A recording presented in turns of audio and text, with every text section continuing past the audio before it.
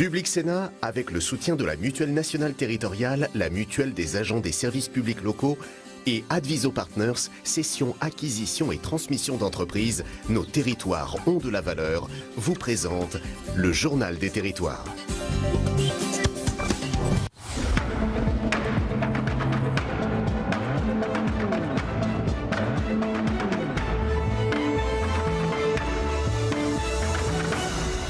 Bonjour à tous et bienvenue. Nous sommes en direct de Lille pour une émission spéciale autour de Xavier Bertrand. Bonjour Xavier Bertrand, vous êtes le président du Conseil régional des Hauts-de-France. Bienvenue dans les Hauts-de-France. Merci beaucoup. Évidemment, dans quelques minutes, nous irons du côté de l'Aude pour vous interroger sur ces intempéries meurtrières, des images terrible, mais nous sommes en direct de Lille, donc je l'ai dit, avec WEO, qui est la grande chaîne régionale TNT du groupe Rossel-Lavoie, avec La Voix du Nord, bien sûr, ce grand quotidien régional, le Courrier Picard, autre grand quotidien régional que vous connaissez bien, et nous sommes également en flux direct sur le site de lavoixdunord.fr et en direct sur WEO, bien sûr, qui nous rediffuse à 9h15. Je parlais il y a un instant des intempéries meurtrières dans l'Aude, des images absolument terribles ce matin, une dizaine de morts, de nombreux blessés et disparus. La pire crue depuis 1891, Xavier Bertrand, est-ce qu'en tant que président de région, on voit des images absolument terribles pendant que nous en parlons, est-ce qu'en tant que président de région, vous avez tout mis en place? Est-ce que vous avez des mesures appropriées en cas de drame de ce type dans cette région? On voit des images terribles. On voit tout d'abord qu'on ne peut pas répondre à cette question.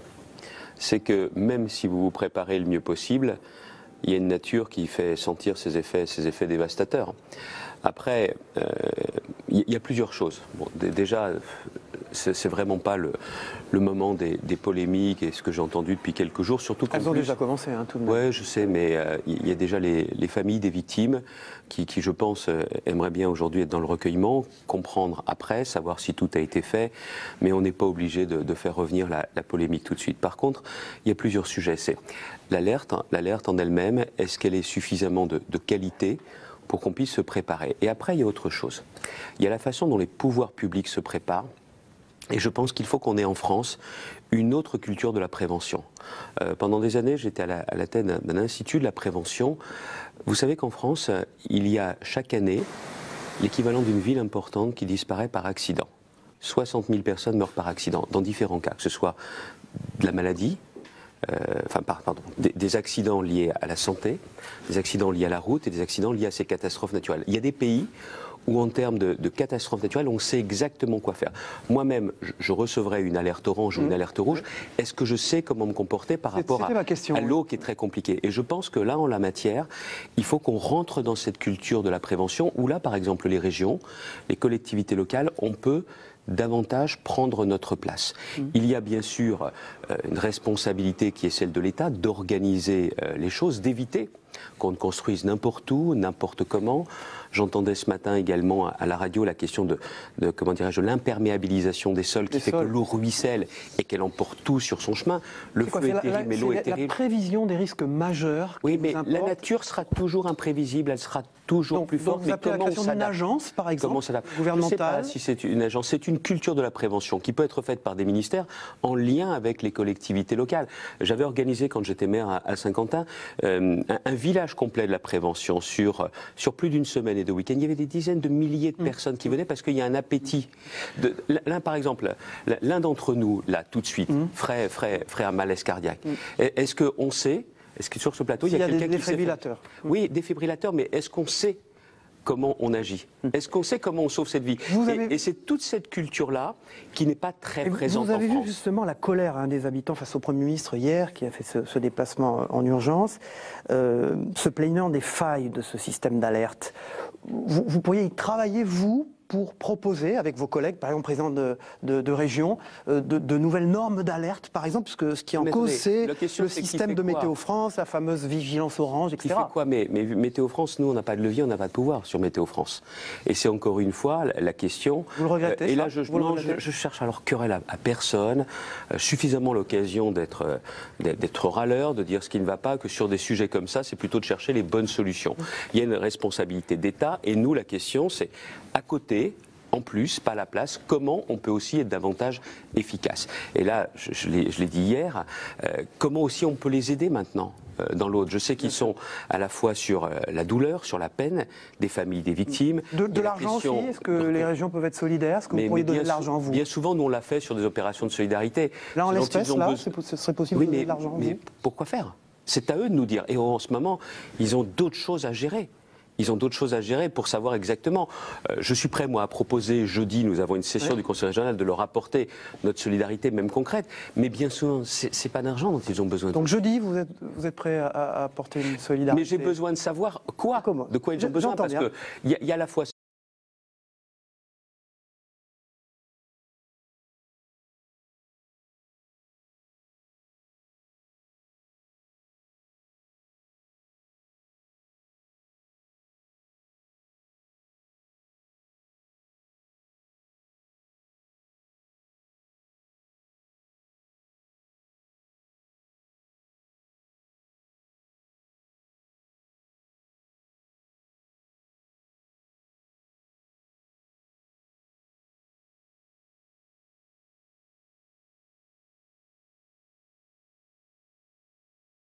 Pour l'entretien du jour, le match des idées et le grand débat. On reste au cœur du débat sur Public Sénat.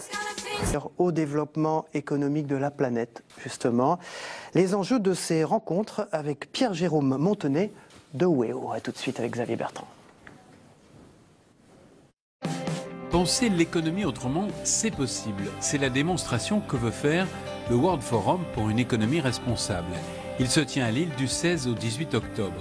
C'est depuis 12 ans l'affirmation que les entreprises peuvent aussi être vertueuses dans des domaines qui ne touchent pas au cœur de leur métier, la production de biens et de services.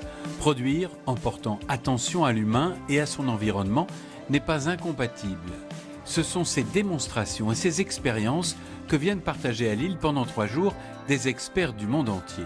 Ceux de l'entreprise, du monde universitaire ou encore du monde politique. Ils partagent ainsi des expériences et des pratiques reproductibles et vertueuses.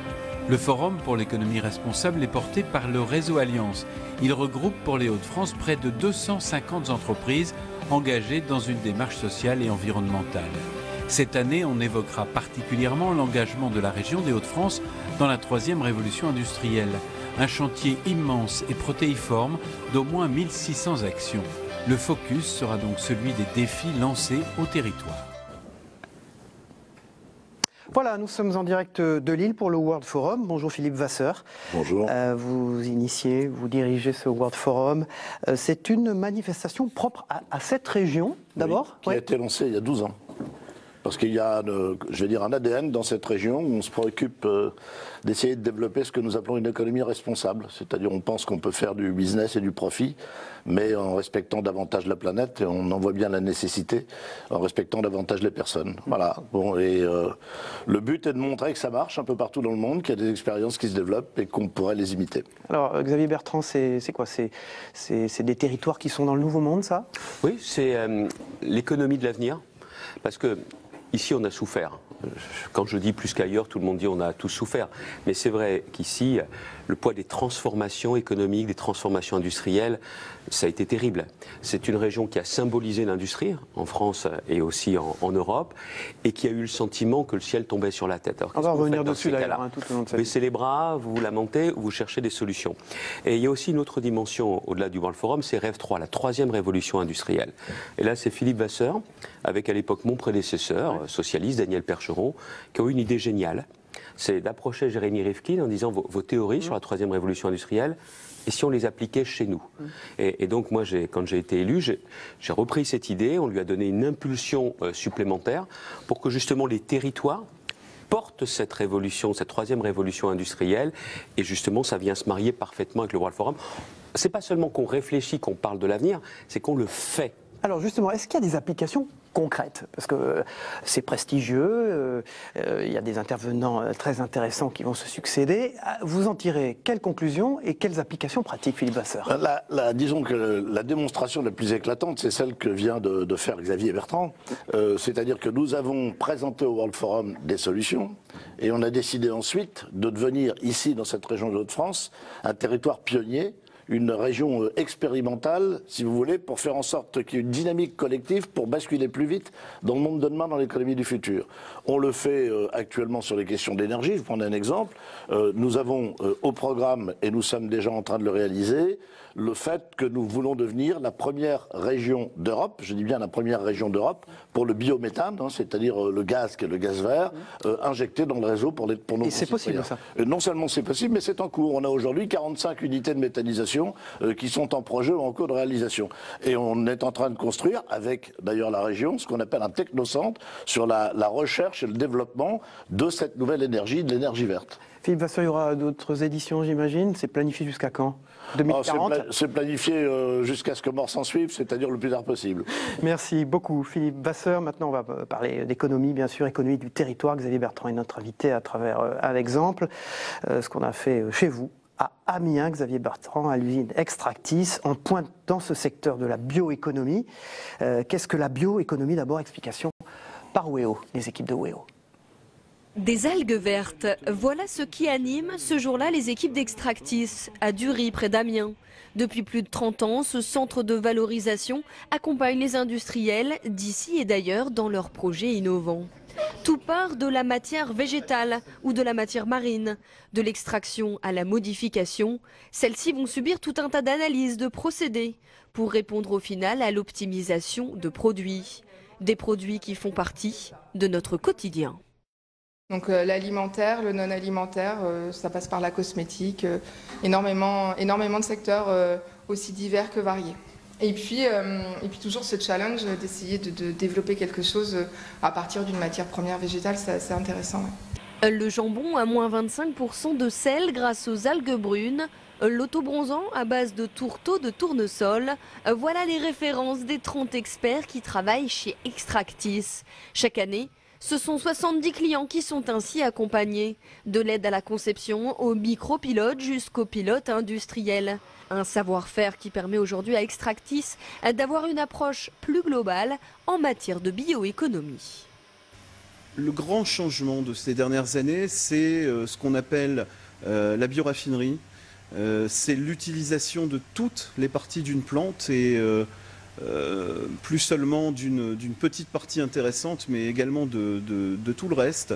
Soutenu par l'Europe et engagé dans le master plan de la bioéconomie en Hauts-de-France, Extractis souhaite, avec d'autres acteurs régionaux, faire de la région le leader de la bioéconomie en France. Voilà, cette nouvelle économie, cette bioéconomie, Xavier Bertrand, ça a de l'importance pour un président de région comme vous. Mais c'est des emplois, c'est des emplois. Application concrète, des emplois, du boulot. Très clairement, bon, il y a ce procédé qui est remarquable, mais vous prenez notamment, sur les 2 dernières semaines, viennent d'être annoncés 2 projets sur la bioéconomie, sur l'alimentation végétale à partir d'insectes.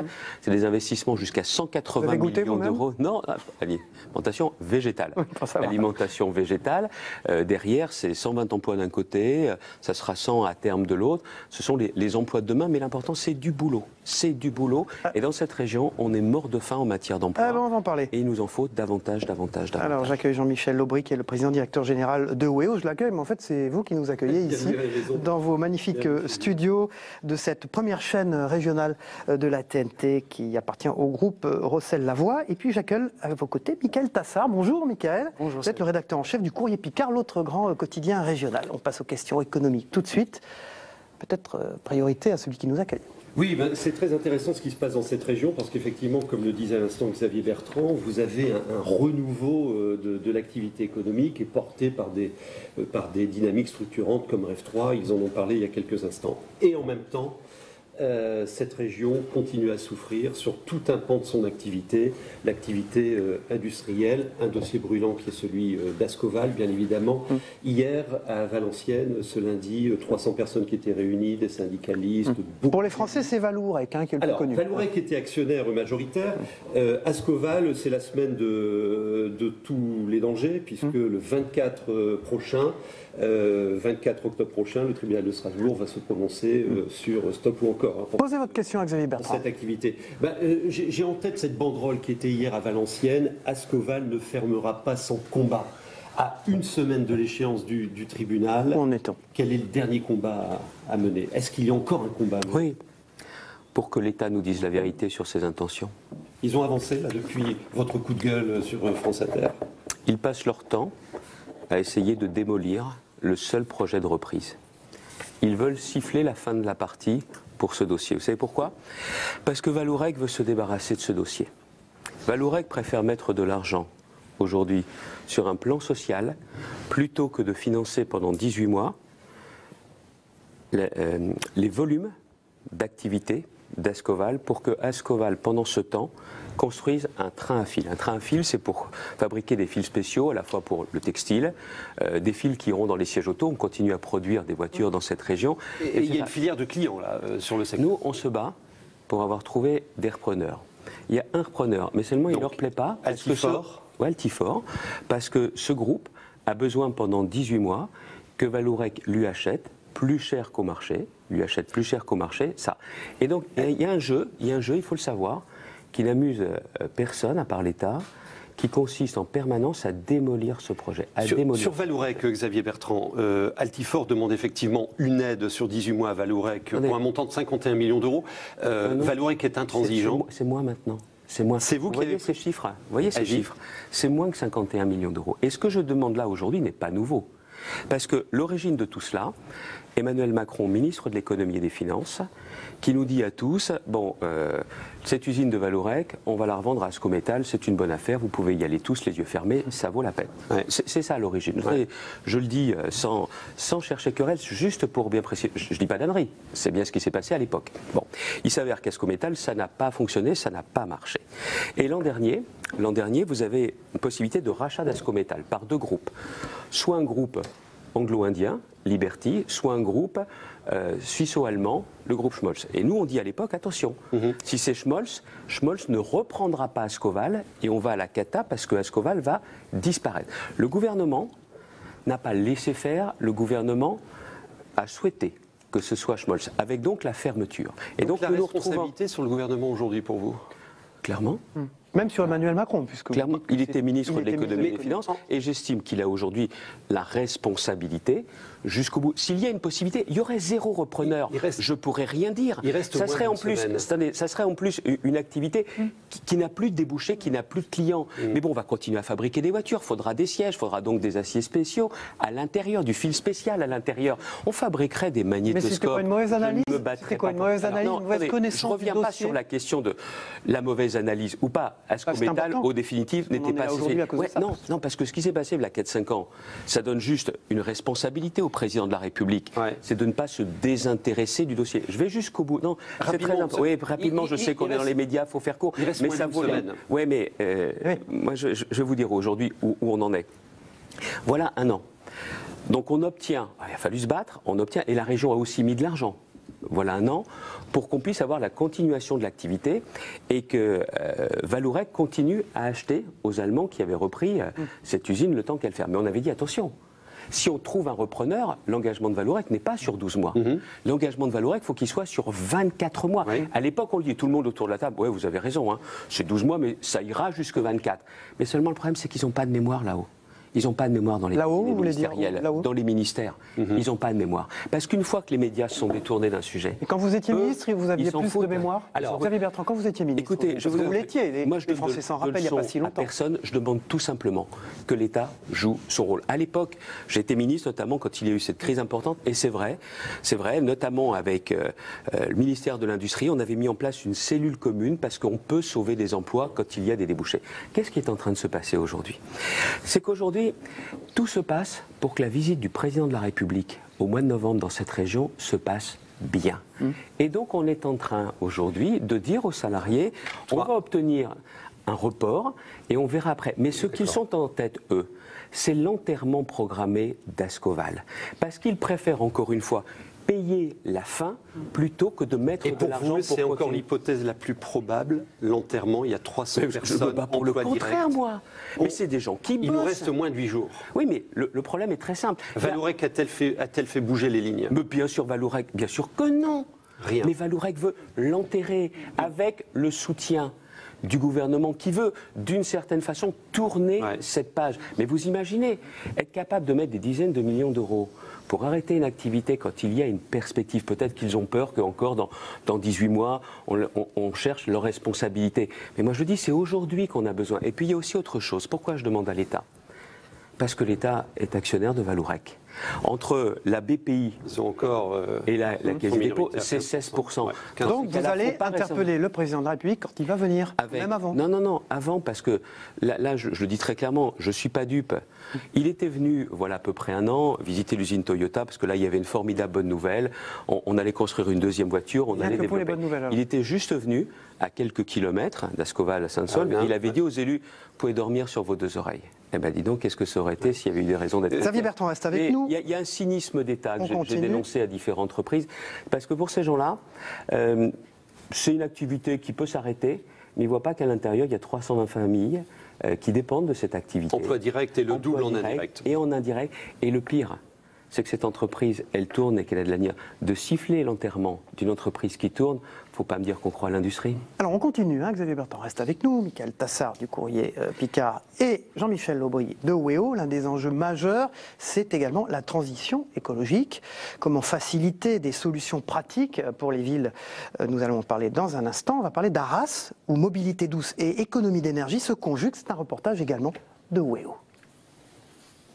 Prendre de la hauteur pour voir un peu plus loin. Les 46 communes de la communauté urbaine d'Arras se projettent dans le futur. Engagées dans la transition énergétique, elles ont signé le 11 octobre avec l'État un contrat de transition écologique. Une première en France, un coup de pouce administratif et financier à 100 projets impliquant secteur privé et public. Sur les premières fiches actions, c'est quand même 3 millions d'euros que l'État va mettre sur la table pour le territoire d'Arras, 3 à 5 millions d'euros chaque année sur les énergies renouvelables en tarif d'achat.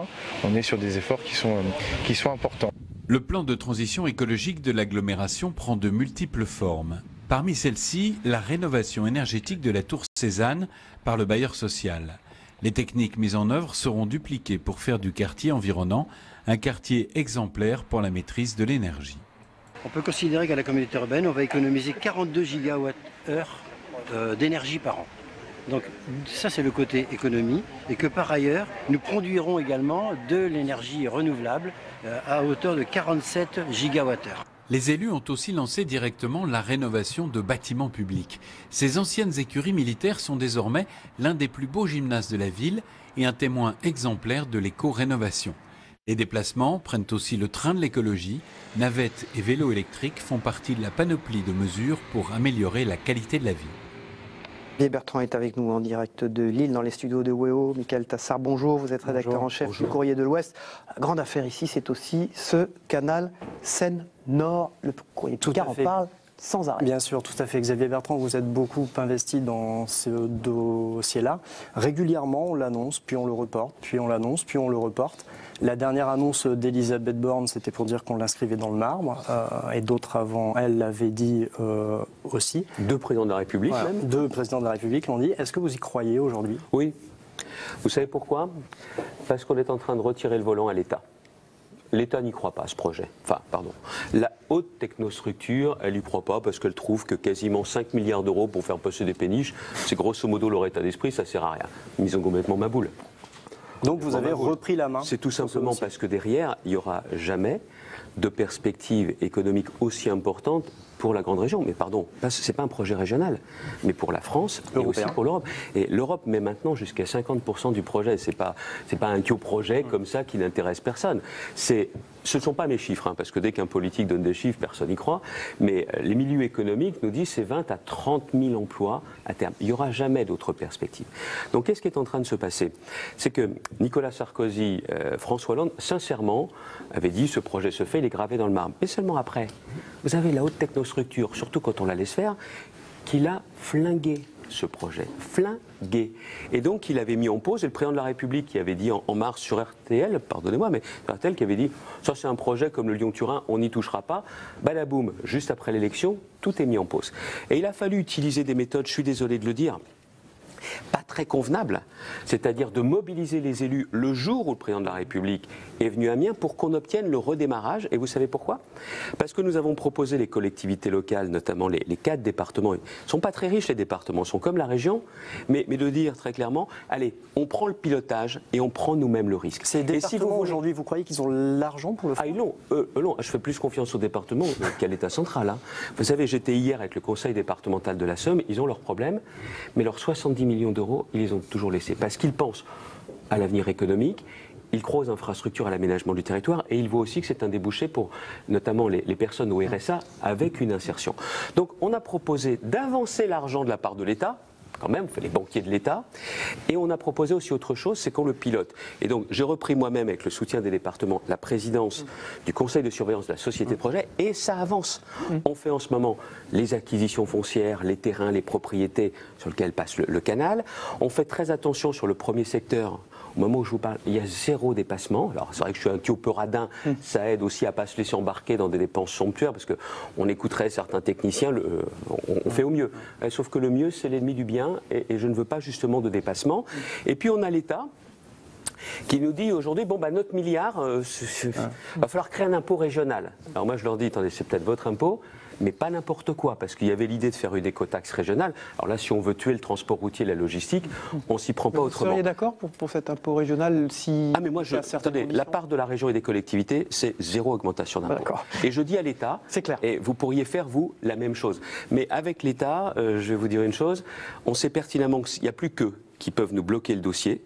Donc je souhaite qu'ils tiennent parole. Alors j'ai un avocat sur ce dossier, je le dis, hein, c'est Gérald Darmanin, le ministre des Comptes. C'est pas parce qu'il est mon ami qu'il nous soutient, c'est pas parce qu'il est de la région, c'est parce que lui, il sait l'intérêt stratégique. Alors je ne vais pas participer, je vous le dis, à une opération de communication là aussi dans les semaines qui viennent, parce que déjà 2 présidents de la République qui sont venus nous dire ça ferait la deuxième qui ont posé la première pierre, non, c'est bon, c'est bon, parce que le retard qu'on a pris, il est juste dû à l'État.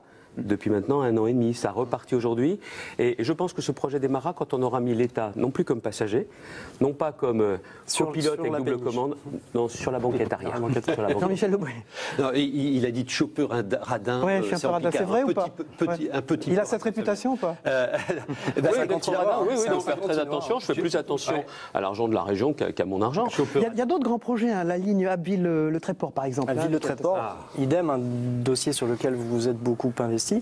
Est-ce que ces petites lignes-là... J'étais pas le seul, parce que François Ruffin, beaucoup Emmanuel Maquet, vous avez aussi Sébastien Jumel, député communiste du côté normand. On a le consensus qui a fait cette ligne-là, ça veut dire qu'il y a un avenir pour ces petites lignes-là. C'est une petite ligne de train qui coûte beaucoup trop cher pour la SNCF, d'après ce qu'elle nous dit. Mais toutes les petites lignes, elles coûtent trop cher pour eux. Et donc, qui est menacée aujourd'hui de fermer. Donc la question, c'est est-ce qu'il y aura toujours des trains sur ces lignes-là? Un train qui répond à des enjeux, parce que les gens d'Abbeville ont besoin. Voilà, les usagers en ont besoin. On pourrait estimer avec ce dossier que je ne suis pas le meilleur gestionnaire du monde. Parce que la région, c'est l'argent de la région, ça va être 40 millions d'euros pour rouvrir. On peut me dire que pour quelques centaines d'usagers, c'est pas très malin. Je pense qu'il y a une question clé qui est posée. Les gens qui habitent sur cette ligne Abbeville-Le Tréport, qui bossent à Abbeville ou qui bossent au Tréport, on leur dit de déménager, on leur dit vous pouvez rester là où vous êtes, et on vous doit, à vous, des solutions de transport. Je crois que si plus personne ne fait l'aménagement du territoire, ça va être un drame dans ce pays. L'État n'y croit plus vraiment, donc j'estime que c'est le boulot de la région. Donc c'est l'argent de la région, 40 millions d'euros. Alors l'État nous dit, ouais, on va vous aider sur ce qu'il y avait comme argent dans les contrats de plan État-région. En clair, j'ai le droit d'utiliser pour ce dossier l'argent qui était promis ailleurs. Depuis qu'on entend Xavier Bertrand, depuis le début de cette émission, bien sûr, on a l'impression qu'il fait tout sans l'État. Au fond, il est un président dans son domaine. Mais c'est dommage. Je préférerais avoir l'État comme partenaire. Oui. Je préférerais, ça serait beau. Mais là, encore une fois, vous savez comment on a obtenu cette réunion pour obtenir ce redémarrage et d'utiliser l'argent qui m'était promis ailleurs pour Mais d'avoir été ministre, ça vous aide pas? Pardon? D'avoir été ministre? Si, parce que je vais vous dire franchement, je connais les codes et je sais comment ça fonctionne. Et vous voulez que je vous dise, il a fallu interpeller la ministre dans des émissions de radio où il a fallu un peu comme des voleurs s'inviter dans des émissions en direct pour interpeller. Oui, mais c'est malheureux. Non, je n'ai pas été le seul. Il y a aussi d'autres parlementaires qui l'ont fait en interpellant régulièrement aux questions au gouvernement. Ce qu'ils espèrent toujours, c'est qu'on va lâcher l'affaire. Mais il y a des gens là-dessus. Et quand vous avez aussi la SNCF qui me dit 40 millions d'euros, je ne crois pas que ce soit le montant réel de la facture. Systématiquement aujourd'hui, je demande des contre-expertises. Et je m'aperçois que ce que SNCF Réseau nous dit, ça n'est pas la vérité. Et cette contre-expertise en question, vous avez les chiffres aujourd'hui? Non, elle est en train. C'est moi qui l'ai payée. Il y a un mot qu'a prononcé. Je vais rentrer dans mes frais. Il y a un mot qu'a prononcé Xavier Bertrand qui est intéressant, c'est les gens. Jean-Michel Aubry, les gens de cette région qui attendent des emplois, qui attendent du concret. Alors, les gens attendent des emplois, du concret, et voient une incompréhension grandissante entre l'État, les territoires, en l'occurrence la région, les territoires et la région. Xavier Bertrand, les 3 exemples qu'on a pris sont des bons exemples de l'incompréhension. Quand est-ce qu'on sort de ce dilemme pour avancer vite au service de l'emploi, au service des territoires? L'État dit les régions faites, mais payées.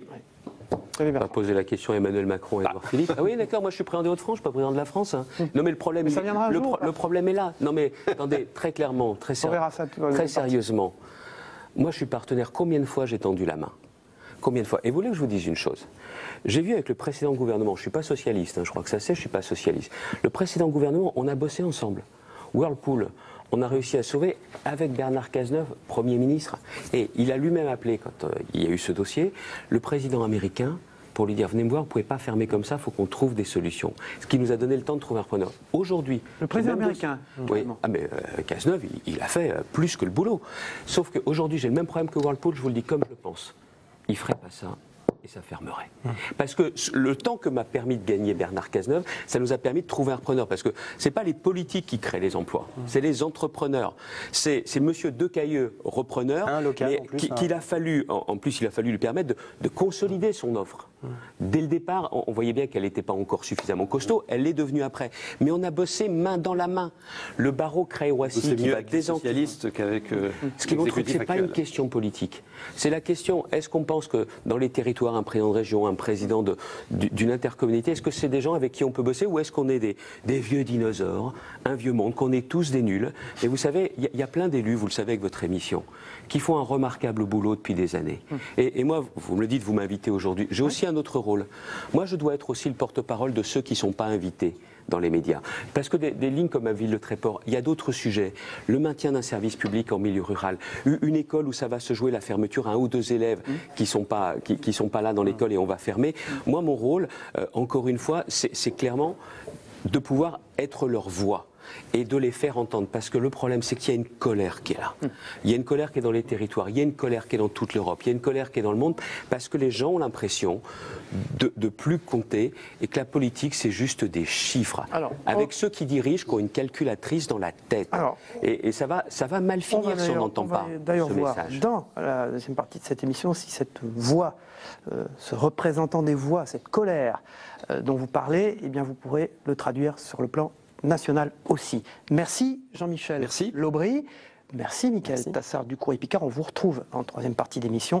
On va tout de suite regarder Xavier Bertrand. Vous restez avec nous, le Zap Matin. C'est ce qui s'est passé en images dans l'actualité ces dernières heures. On se retrouve après avec vous.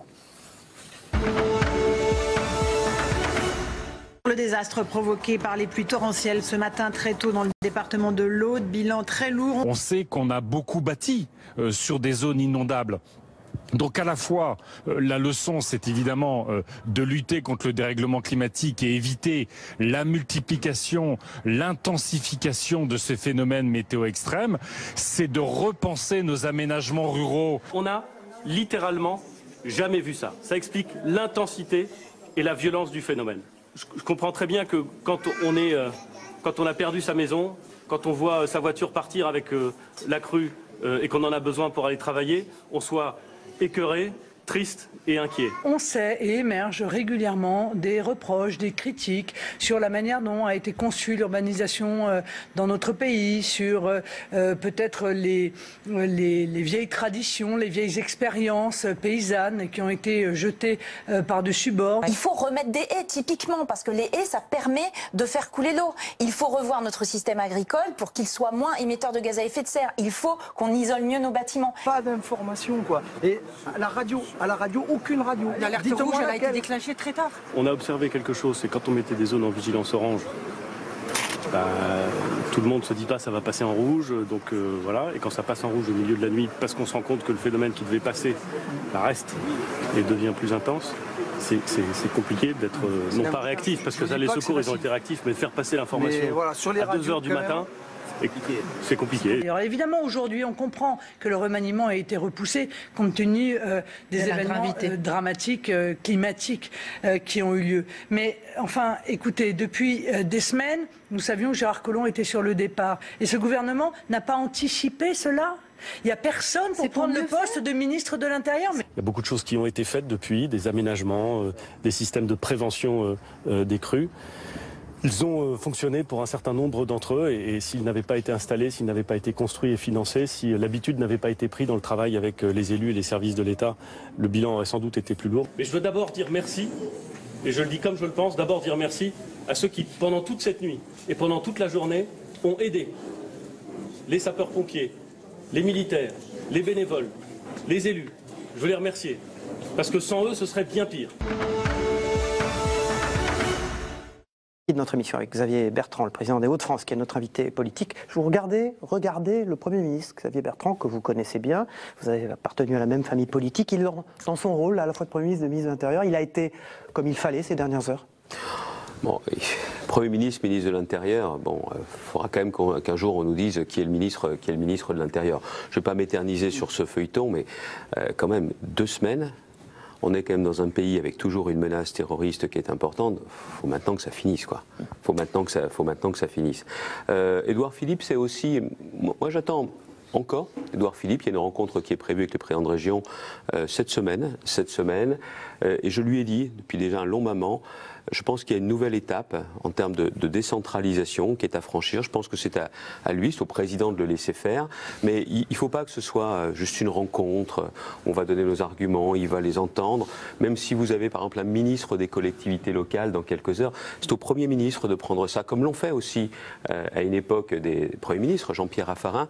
Et vous voulez que je vous dise, si on veut vraiment avancer sur cette nouvelle donne entre l'État et les territoires, il faut une forme de Grenelle des territoires, c'est-à-dire qu'on nous enferme, pièces, et qu'on ne sorte que quand on aura trouvé ensemble en réunion. Mais parce qu'il faut faire un peu de la co-construction. Vous l'appelez de vos voeux ce matin, ce Grenelle des territoires? Bien sûr, parce qu'autrement on n'y arrivera pas. Je ne vais pas passer mon temps, moi, à râler. On ne va pas avoir à Paris des gens qui disent oui, ils râlent, mais c'est pas très grave. Il y a des solutions à trouver. Et puis vous ne pouvez pas non plus faire uniquement avec les régions, en oubliant les départements, en oubliant les communes. Il faut nous mettre tous ensemble, qu'on vienne avec des propositions concrètes, mais il y a aussi une nouvelle méthode qui est à inventer, parce que ce qui vient du terrain, de toute façon, ils ne l'entendent pas, ils n'y croient pas.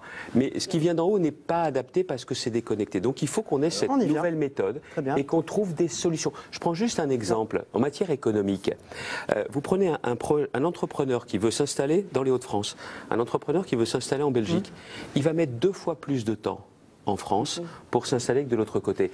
Donc encore une fois, on peut trouver des solutions pour l'implantation, on le fait dans des grands dossiers, mais on n'est pas capable de le faire quand un entrepreneur d'ici veut par exemple s'étendre. Je plaide que pour les formalités, il y ait cette simplification et que je ne décide pas tout seul, mais que j'ai par exemple un préfet qui aura beaucoup plus de pouvoir qu'un directeur d'administration centrale. Parce que le préfet, il est ici, il est connecté. D'accord. Merci Xavier Bertrand. Oriane Mancini de Public Sénat et Hervé Favre de La Voix du Nord nous ont rejoints pour interviewer Xavier Bertrand. Bonjour. On entend beaucoup dire que Emmanuel Macron est un président recentralisateur. C'est aussi votre point de vue? Au-delà de la recentralisation, c'est à qui on fait confiance? Aux experts, aux technocrates ou aux gens de terrain? Alors, la technostructure qui a toute cette place, ça date pas d'il y a 1 an et demi. Mais ça n'a jamais atteint une telle proportion. Parce que je pense qu'il ne nous fait pas confiance. Il ne nous fait pas confiance. Demandez-lui pourquoi, il ne nous fait pas confiance. Vous savez, cette région, c'est pas moi qui l'indique, que ce soit Ernst & Young, que ce soit IBM, que ce soit le cabinet Trendéo, montre bien qu'on est les premiers en termes d'investissements internationaux.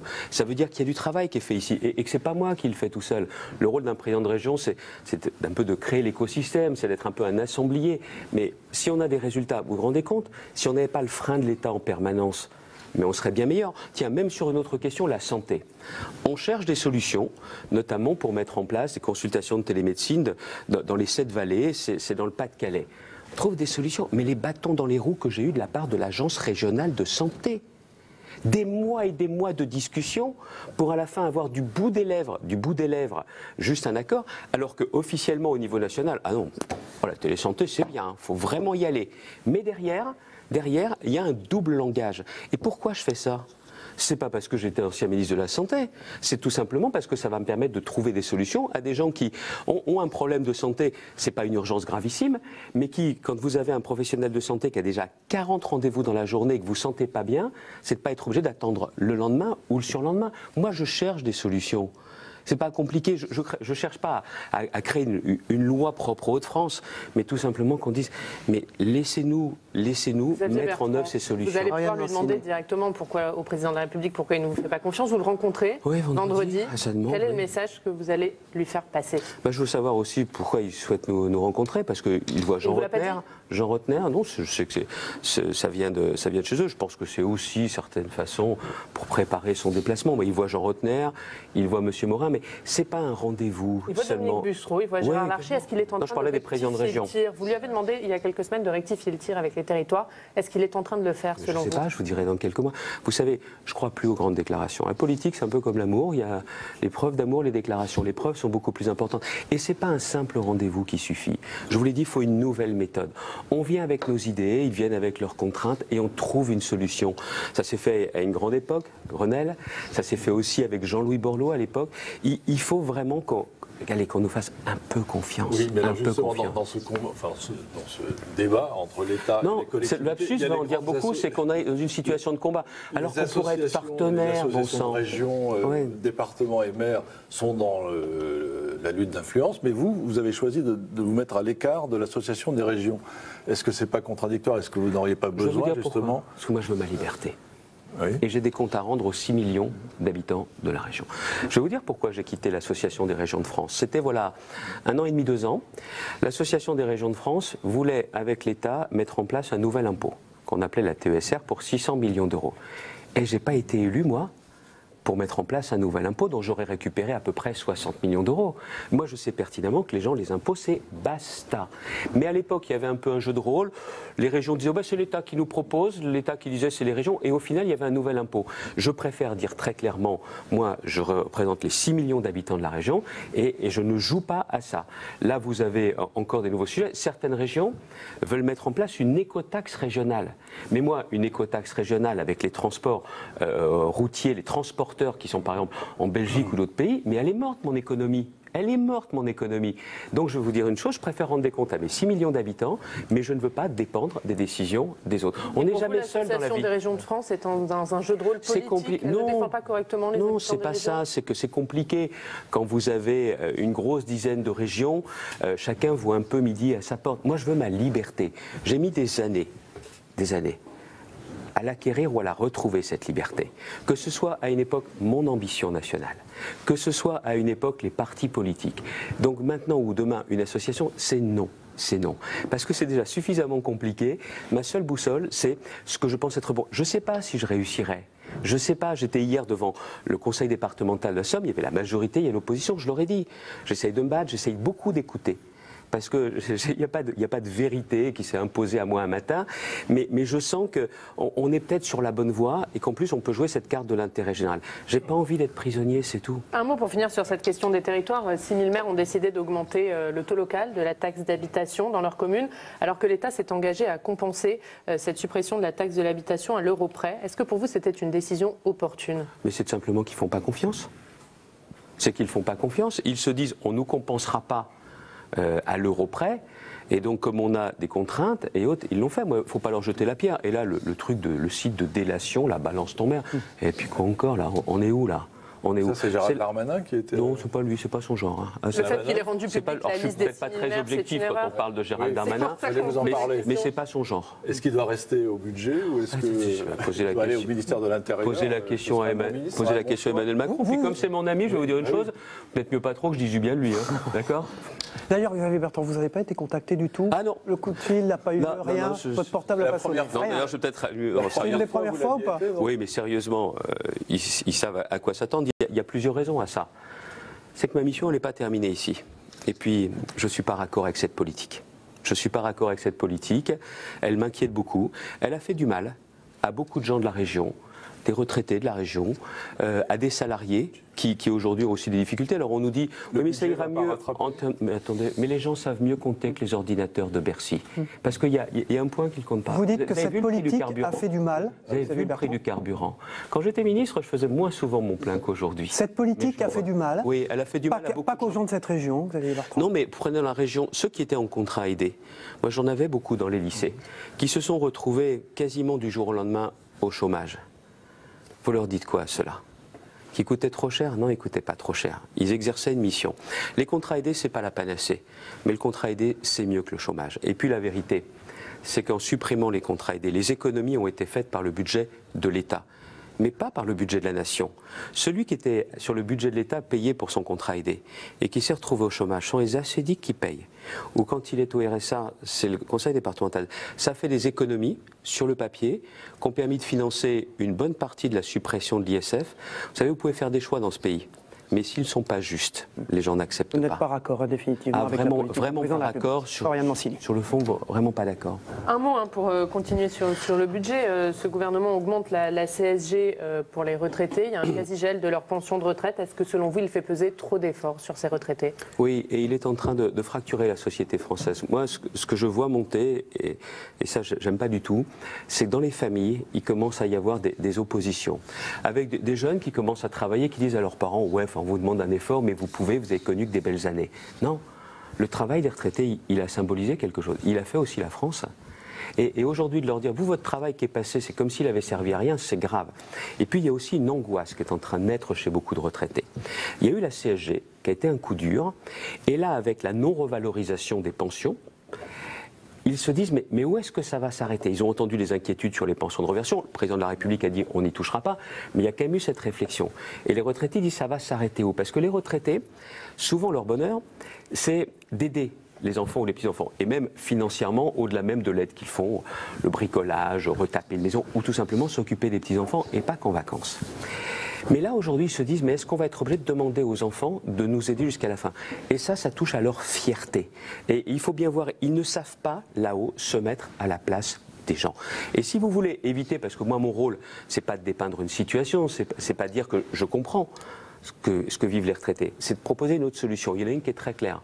Plutôt que, allez, de faire les poches, il y a une autre possibilité. Si on relève de 2 mois l'âge légal de départ à la retraite, et pas du jour au lendemain, pas de fin octobre pour début novembre. Même en prenant le temps, vous n'avez plus besoin de demander cet effort aux retraités. Parce qu'il y a une sorte de solidarité financière et familiale qui joue. Ce sont les retraités qui aident, et les retraités n'ont pas envie d'être obligés de demander à leurs enfants. Le gouvernement s'engage à ne pas y toucher, à cet âge égal de départ à la retraite, dans sa réforme des retraites. C'est une erreur pour vous? C'est un manque de courage. Tout le monde sait que dans les années qui viennent, tout le monde sait que nous vivrons encore plus longtemps et qu'il faudra travailler un peu plus longtemps. La vérité, c'est tout simplement qu'il faut, encore une fois, de la justice. Il faut le même système pour tout le monde. Mais entre parenthèses, là, ils sont en train de bomber le torse. Vous allez voir ce que vous allez voir. Mais tout est entrepris. Que ce soit sur la durée de cotisation, que ce soit sur les différentes règles. La retraite universelle par points. C'est engagé, que ce soit même les régimes spéciaux et autres. On y est. Donc là, c'est juste le point final. Ça ne demande pas un courage extraordinaire. Mais pour vous, cette réforme qui est présentée comme une grande réforme, au fond, c'est une réforme qui manque de courage? Elle manque de courage. Mais on y reviendra, parce que je m'exprimerai sur le sujet quand elle sera présentée, en faisant encore une fois des propositions en face. Je pense surtout que vous allez voir qu'elle va manquer de justice, et que telle qu'elle est prévue aujourd'hui, je connais ce sujet des retraites depuis longtemps, il est passionnant, parce qu'il touche à la solidarité intergénérationnelle. Je pense qu'elle va aboutir à une baisse généralisée des pensions. C'est ça qu'ils ont en tête. Vous savez pourquoi? On fait confiance aux gens ou aux calculatrices? Ils préfèrent les calculatrices. C'est clair. Sécurité, maintenant, vous êtes le président de Hauts-de-France.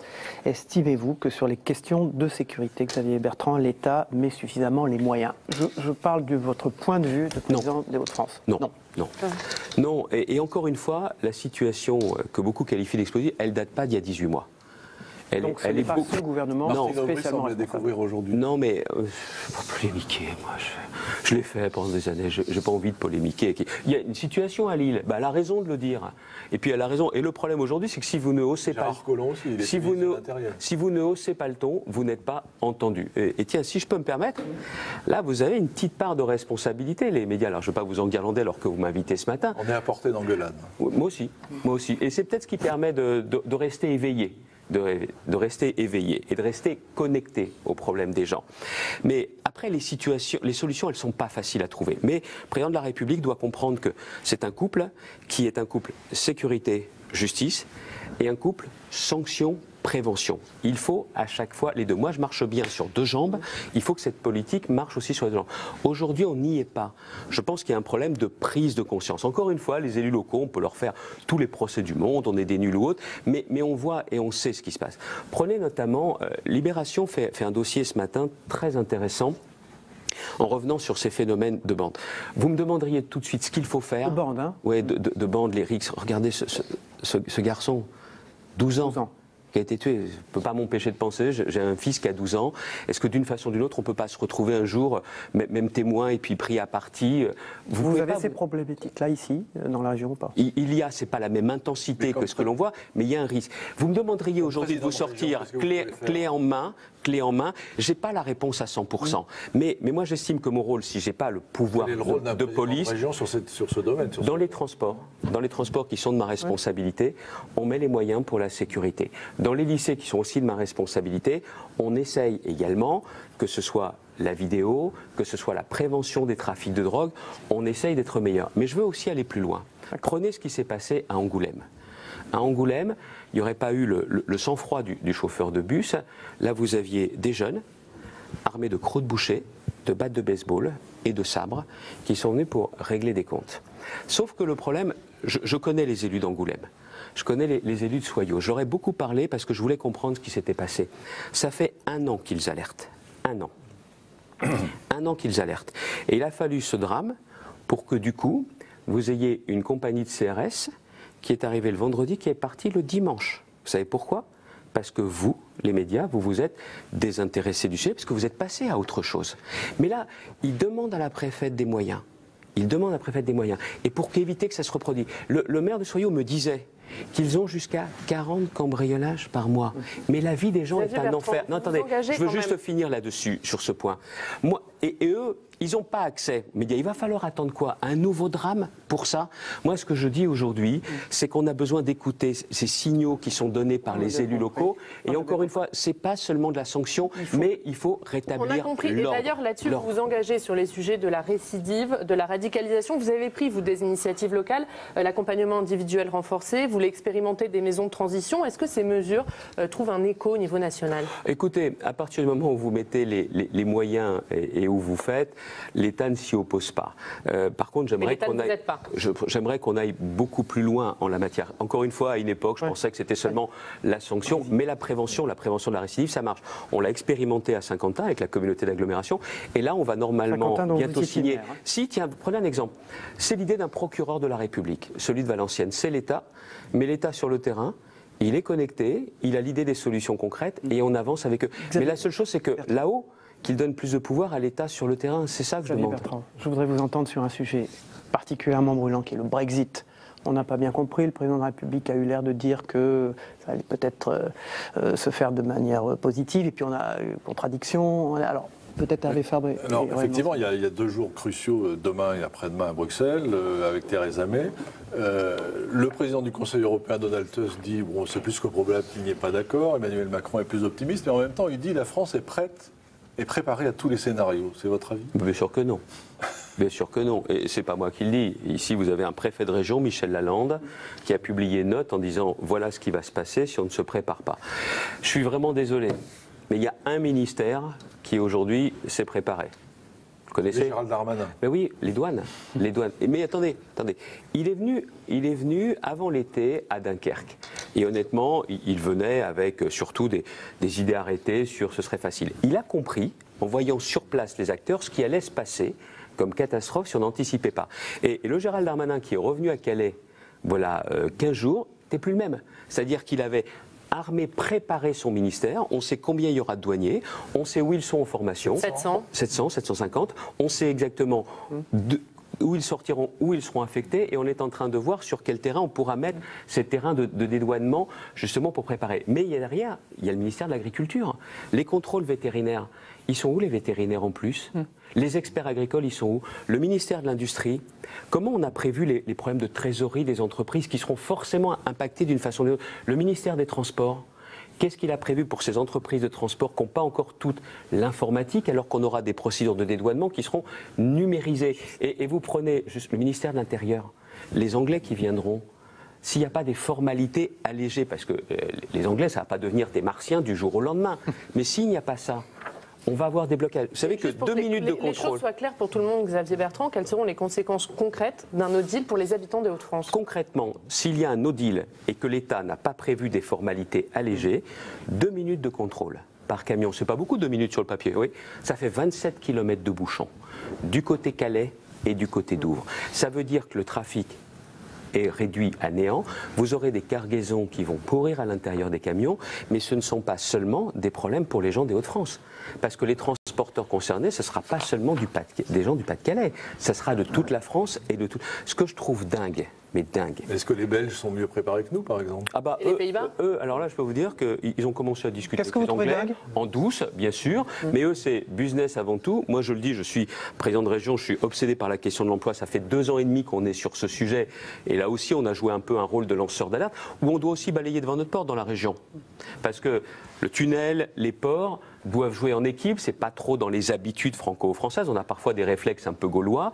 Moi, c'est aussi mon rôle de dire, attendez, vous êtes tous gentils là, mais vous bossez ensemble. Qu'est-ce qui est dingue, vous allez dire, c'est dingue? Ce qui est dingue, c'est quand même qu'on soit aujourd'hui à la veille de l'accord et qu'il n'y ait pas de deal possible.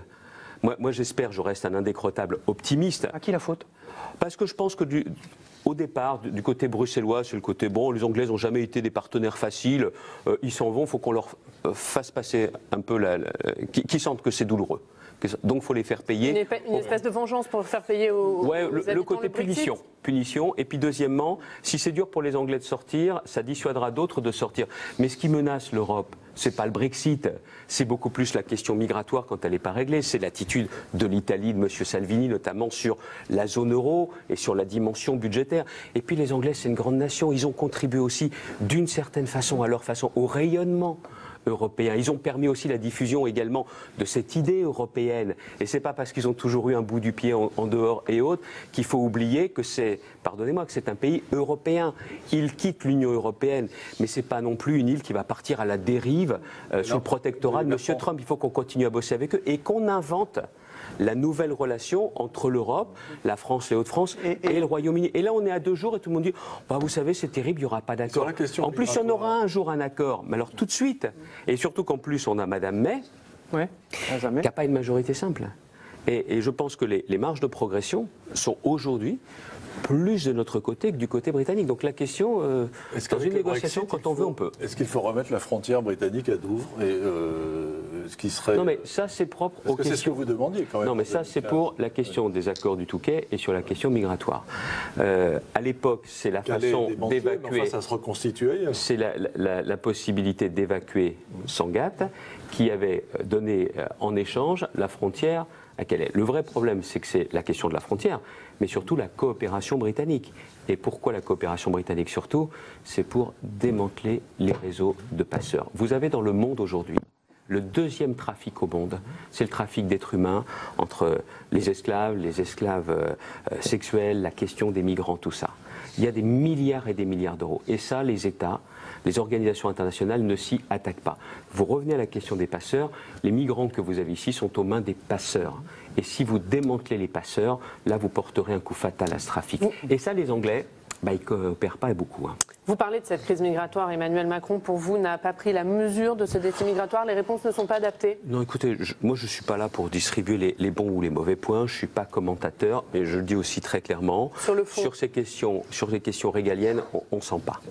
On ne sent pas le chef de l'État, on ne sent pas le gouvernement, c'est-à-dire ils ne prennent pas la mesure de ce qui est en train de se passer.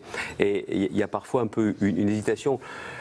Le en même temps, je ne sais pas ce qu'il veut dire. Par contre, moi je peux vous donner des exemples concrets. Quand on dit qu'il faut régler les problèmes avec fermeté et humanité, nous avons réussi, avec Natacha Bouchard, mais un partenariat avec qui, Bernard Cazeneuve, on a réussi à évacuer la jungle de Calais. Il y a eu jusqu'à 11 000 personnes. Aujourd'hui, il y en a à peu près 500-700 sur Calais, et il y en a aussi sur Bernard Cazeneuve fait mieux qu'Édouard Philippe. Oui. Oui, sur ces sujets-là, j'ai trouvé un partenaire. Et je vous dis, je ne suis pas socialiste, mais au nom de l'intérêt général, on a bossé ensemble et on a obtenu des résultats ensemble. C'est bien la preuve que ce n'est pas une question d'idéologie, c'est plus une question de politique partisane. Mais moi, je cherche des gens avec qui je peux trouver des solutions pour les gens de la région. Et sur ces questions-là, on a su le faire. Sur l'Aquarius, puisque l'île a accueilli une partie des réfugiés de l'Aquarius, est-ce que pour vous, la France doit accorder un pavillon à ce bateau? Non. Non, parce que derrière, la question qui se pose, c'est qu'il ne faut pas faire de confusion entre les migrants économiques. Et ce n'est pas possible. J'ai eu une discussion ce week-end avec quelqu'un qui était très engagé sur ces questions et qui ne comprenait pas la position qu'il avait. Par contre, le droit d'asile, on ne mégote pas avec le droit d'asile. Les gens qui sont poursuivis dans leur pays, c'est l'honneur de... Non, quelqu'un que vous ne connaissez pas, mais moi, c'est une dame qui est à Paris, qui était très impliquée dans ces actions-là, qui croit beaucoup et qui me dit « mais il faut les laisser venir parce qu'ils sont malheureux dans leur pays ». Oui, mais nous devons aujourd'hui très clairement dire qu'on ne peut pas accueillir les migrants économiques qu'ils souhaiteraient comme ils le voudraient. Vous savez, la phrase est de Michel Rocard. Bertrand. La France ne peut pas accueillir la misère du monde, elle doit en prendre sa part. Nous en prenons notre part, mais nous ne pouvons pas. Et je le dis sans agressivité et sans instrumentaliser aussi cette question migratoire, comme le fait par exemple M. Salvini en Italie. Voilà, vous rencontrez des gens, nous aussi. Weo, pour nous, a rencontré quelqu'un qui se pose beaucoup de questions sur vous. Ça tombe bien, nous aussi, on l'écoute. Vous répondez. Xavier Bertrand, est-ce que vous pensez à vous présenter aux élections présidentielles? C'est clair. Ben, je ne me pose pas cette question. Et je ne sais déjà même pas... ce que vous avez dit ce matin, vous ne vous posez pas la question d'une finalité de faire ça pour le plus grand nombre, pas simplement pour les habitants. Pourquoi? Ça fait 2 ans et demi que je suis élu ici. Est-ce que je vais réussir? Est-ce que je vais faire réussir ma région? C'est ça mon obsession. Et à ceux qui me disent, mais t'es candidat la fois prochaine au régional, je ne me pose plus cette question. Pendant des années, question que se pose monsieur, tous les jours j'y pensais. Le mandat d'après, la fonction d'après, le ministère le plus important. Et c'est comme ça que vous devenez complètement dingue. Parce que cette obsession, cette ambition, c'est humain, elle vous prend la tête. Elle vous prend la tête. Aujourd'hui, je me pose juste la question de savoir si je fais bien mon boulot et s'il y aura des résultats dans la région. Et le reste, je m'en moque. Je m'en moque. Vous me croyez pas? Je m'en moque. Mais c'est ça mon obsession. Et peut-être que depuis que j'ai plus cette folie du truc d'après, peut-être que je fais mieux mon boulot. Vous savez, les gens, c'est pas très compliqué. Hein. Ils veulent quoi des politiques? Ils fassent juste leur boulot là où ils sont. Et les gens attendent de savoir quoi? Est-ce qu'en tant que président de région, je fais réussir la région? Le reste pour eux. Bon. En tout cas, merci Xavier Bertrand d'avoir été notre invité, puisque votre parole dans les médias nationaux est rare. Merci beaucoup d'avoir consacré du temps à répondre à nos questions. Celle d'Hervé Favre de La Voix du Nord, d'Oriane Mancini, spécialiste politique de Public Sénat. On est en direct de Lille. Dis-moi, vous avez parlé de Martine Aubry tout à l'heure. Vous avez quel rapport? On est chez elle, hein, aujourd'hui. Vous avez quel rapport avec elle? On travaille ensemble. Donc Bernard Cazeneuve, Martine Aubry. Non, regardez, vous m'avez mis dans une case celui qui parle avec... Non, je parle aussi avec beaucoup d'élus de droite. Tiens, vous prenez notamment Angoulême, je viens de vous en parler. Ce sont des élus de droite.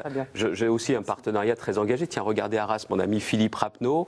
Aujourd'hui, Frédéric Le Turc, c'est pareil. Mais c'est marrant parce que du coup, on vous met dans une petite case. J'ai plus envie de rentrer dans des cases. Merci beaucoup, Xavier Bertrand, d'avoir été notre invité en direct de Lille. 3e partie de cette émission avec Territoire Sénat dans un instant. Mais tout de suite, on regarde ensemble Xavier Bertrand. C'est le Zap Matin, ce qui s'est passé dans l'actualité en images. Le désastre provoqué par les pluies torrentielles ce matin très tôt dans le département de l'Aude, bilan très lourd. On sait qu'on a beaucoup bâti sur des zones inondables. Donc à la fois, la leçon, c'est évidemment de lutter contre le dérèglement climatique et éviter la multiplication, l'intensification de ces phénomènes météo extrêmes. C'est de repenser nos aménagements ruraux. On a littéralement jamais vu ça. Ça explique l'intensité et la violence du phénomène. Je comprends très bien que quand on a perdu sa maison, quand on voit sa voiture partir avec la crue et qu'on en a besoin pour aller travailler, on soit écœuré, triste et inquiet. On sait et émerge régulièrement des reproches, des critiques sur la manière dont a été conçue l'urbanisation dans notre pays, sur peut-être les vieilles traditions, les vieilles expériences paysannes qui ont été jetées par-dessus bord. Il faut remettre des haies, typiquement, parce que les haies, ça permet de faire couler l'eau. Il faut revoir notre système agricole pour qu'il soit moins émetteur de gaz à effet de serre. Il faut qu'on isole mieux nos bâtiments. Pas d'information, quoi. Et à la radio, aucune radio. L'alerte rouge, elle a été déclenchée très tard. On a observé quelque chose, c'est quand on mettait des zones en vigilance orange, tout le monde se dit pas ça va passer en rouge, donc voilà. Et quand ça passe en rouge au milieu de la nuit, parce qu'on se rend compte que le phénomène qui devait passer reste et devient plus intense, c'est compliqué d'être non pas réactif, parce que ça, les secours, ils ont été réactifs, mais de faire passer l'information voilà, sur les à 2 h du matin, c'est compliqué. Alors évidemment, aujourd'hui, on comprend que le remaniement a été repoussé compte tenu des événements dramatiques, climatiques qui ont eu lieu. Mais enfin, écoutez, depuis des semaines, nous savions que Gérard Collomb était sur le départ. Et ce gouvernement n'a pas anticipé cela. Il n'y a personne pour prendre le poste de ministre de l'Intérieur. Il y a beaucoup de choses qui ont été faites depuis, des aménagements, des systèmes de prévention des crues. Ils ont fonctionné pour un certain nombre d'entre eux et s'ils n'avaient pas été installés, s'ils n'avaient pas été construits et financés, si l'habitude n'avait pas été prise dans le travail avec les élus et les services de l'État, le bilan aurait sans doute été plus lourd. Mais je veux d'abord dire merci, et je le dis comme je le pense, d'abord dire merci à ceux qui, pendant toute cette nuit et pendant toute la journée, ont aidé les sapeurs-pompiers, les militaires, les bénévoles, les élus. Je veux les remercier, parce que sans eux, ce serait bien pire. Troisième partie de notre émission ce matin en direct de Lille pour Territoire Sénat. Dans un instant, à tout de suite.